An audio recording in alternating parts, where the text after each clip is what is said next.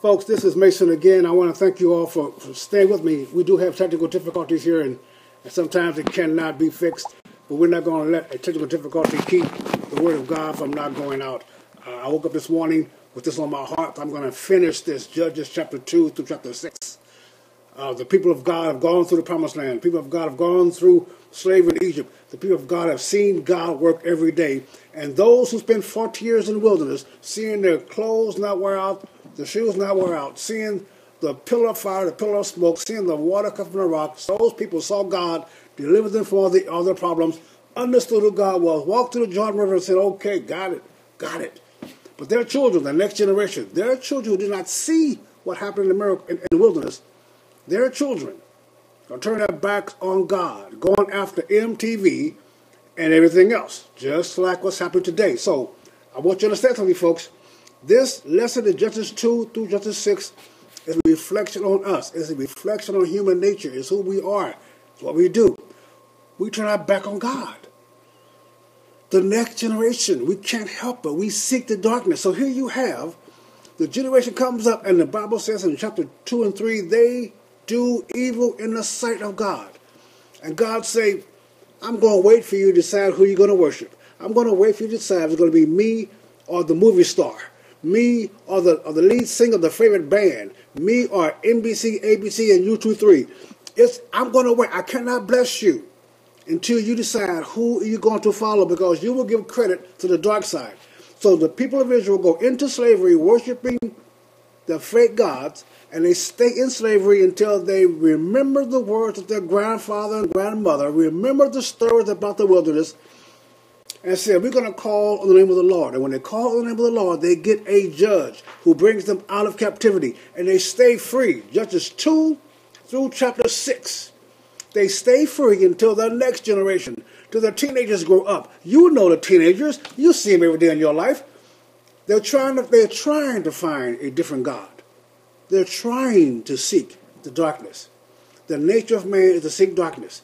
And that's why we can't explain to them. Us older folks can't explain. We cannot explain because they won't hear. They don't have ears to hear or eyes to see. And they will continue to seek the darkness. And they go back into captivity until God gets on their hearts and they turn themselves from the evil ways, and then they go out of captivity and they once again do evil in the sight of God. Judges chapter 2 through chapter 6 is a story of mankind repeatedly in the face of God turning their back on God and go into captivity because God will back away from you until you decide, and they don't come free until they start turning themselves back to God. Slavery in America. Slaves came here worshiping everything until they stopped and started calling on God in those Negro spirituals singing in the fields. And a Christian movement called the Underground Railroad started. Christians began to respond, and the people of God came out of captivity. Folks, you do not see in the Bible the people of God going into slavery while they're worshiping God. And you do not see them come out of slavery until they stop doing what they're doing and call on God. So here we have, folks, in America, we see the darkness. We see how strong the enemy is. We see the government coming against us every day in every sector of our lives. We Christians witness the people of God turning their back on God, and we help them because we don't want to be criticized. We help them because we don't want to be called mean. We turn our back on our God to help these fools stay in darkness. So the people of Israel go in and out of captivity until chapter 6. Chapter 6, Gideon in a wine vat. They've been turned over to the Midianites. They can't eat. They can't save their food. They're trying to hide the food from the enemy troops. And Gideon is in a hole in the ground made for making wine. He got his wheat in the hole in the ground trying to keep the enemy from seeing it. He's trying to throw it up in the air to let the wind take the shaft away from a hole in the ground. How do you do that? The angel of God comes to Gideon and calls him old man of valor. I often wonder, why would God call this coward hiding in a hole a man of valor? Because God will call you. When God calls you, folks, when God calls you, sitting there having your cup of coffee, sitting there talking to your kids, sitting there thinking how shy you are, how beat up you are, how hopeless you are, when God calls you, He calls you for what you're going to be, not for what you are. You're shy. You feel weak. You feel scared because you have not taken the mantle that God has given you yet. So he calls Gideon a man of God, and 13 times Gideon doubt what God has said to him. 13 times. He said, hey, let the sheepskin be dry in the morning and the ground be wet.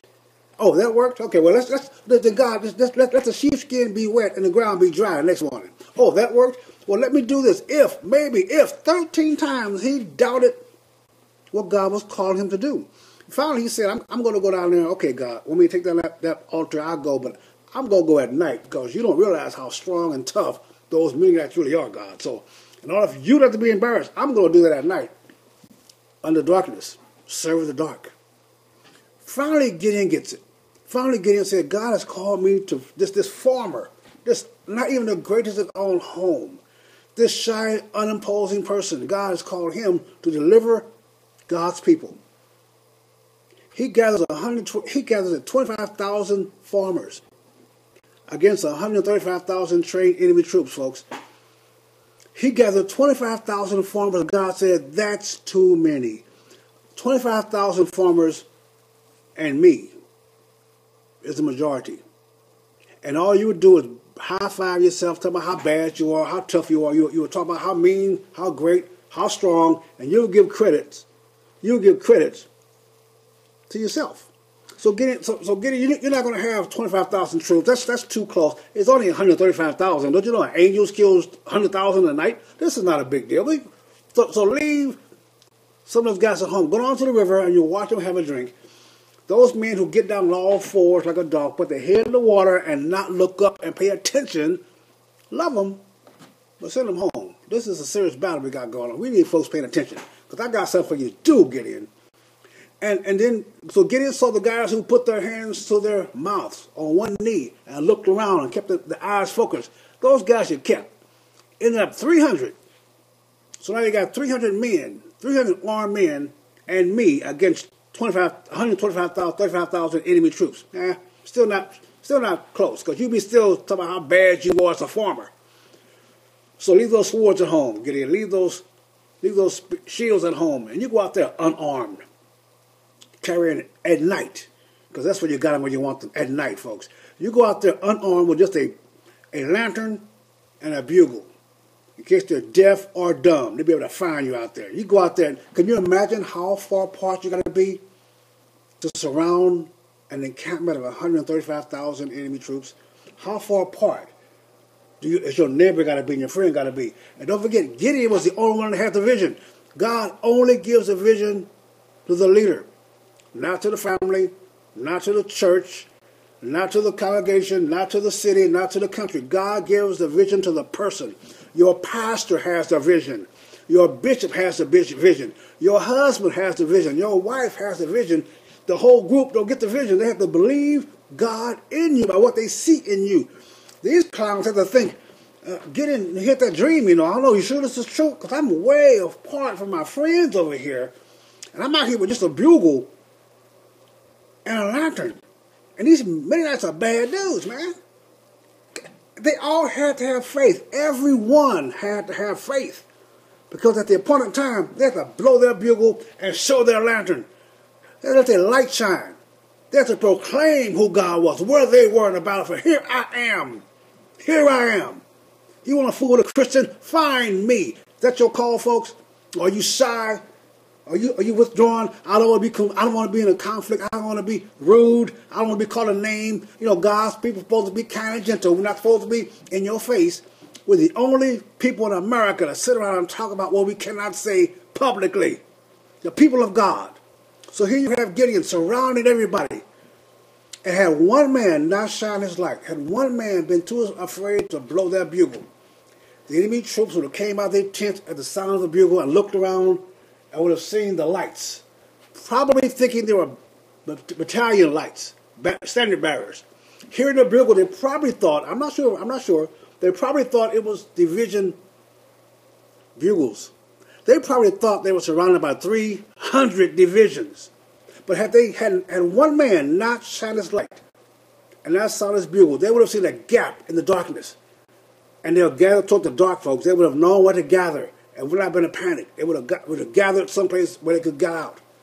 But because they were surrounded by light, the light of God, where men stood there proclaiming the light to the enemy, when men stood in the darkness proclaiming God's truth to the enemy, they came out with their swords drawn and bumped into each other, and they started killing each other. Usually the miracle of God is for you to show up and watch it. Very seldom do you participate in the miracles of God, but your participation is your showing up. Faith is a verb. Show up, and the enemy will fall to your feet. His only desire is to get you so afraid you don't move. Get you so afraid you stay at home. You're so embarrassed. You're so frightened. They're going to attack you. I hear it all the time. Mason, they're going to attack you. Really? Really? Have you seen my angels? How can I stay home? Folks, you were called. Those people, they ran, and the Israeli army gathered together and started chasing them down and killed them until they got tired of killing them.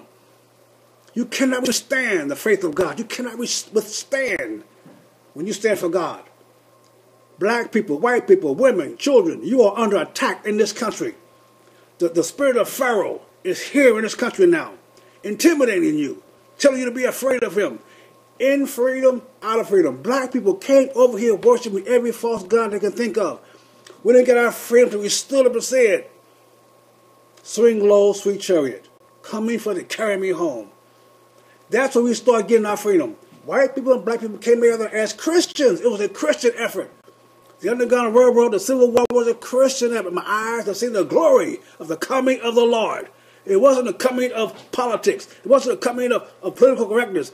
We became free and stayed free when we worship God. We lose our freedom because we turn our backs on God now. Do not let the world tell you that God does not belong in politics. You are not man enough to take God out of politics. You are not bad enough to take God out of politics. There is no place God does not belong. There is no issue you should not take to the cross. So, I want to apologize for this video because we had a glitch. We keep a glitch. I'm going to do more of these because of the glitch. I'm not going to make any smooth videos. I'm not going to do the graphics and tell you what chapter to read and read for you. You read the Bible yourself, folks, because it's your freedom. It's your country. Join us at Jesus Caucus on Facebook. Join us on Mason Weaver on Facebook and YouTube. Join us. Put your voice with our voice. Become the 300 faithful. And keep this message going. This is Mason Weaver. You stay right or you be left. Eternity is a long time to be wrong. We got a big battle to win. God bless you, folks. Take care.